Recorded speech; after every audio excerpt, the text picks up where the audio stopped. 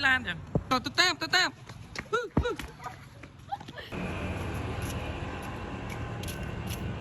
ôi làm không sợ đó ôi sợ nó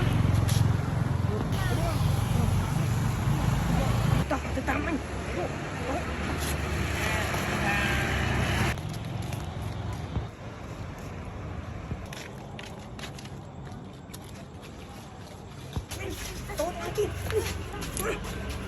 tụi anh chi chia đâu hãy làm chạm mà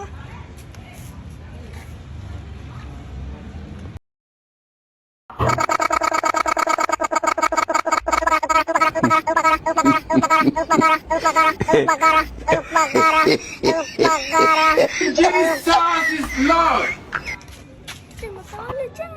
anh mịch đăng làm tô nè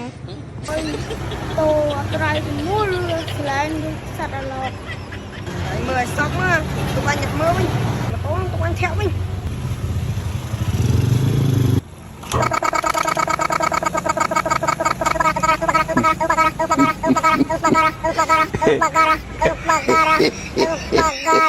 Jesus is Lord.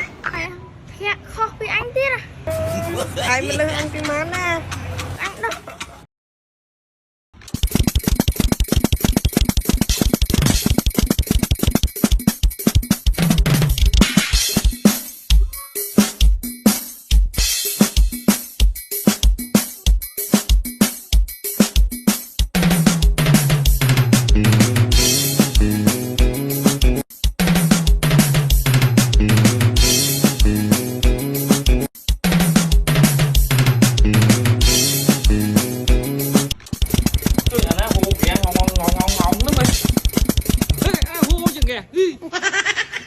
Bị lan chân này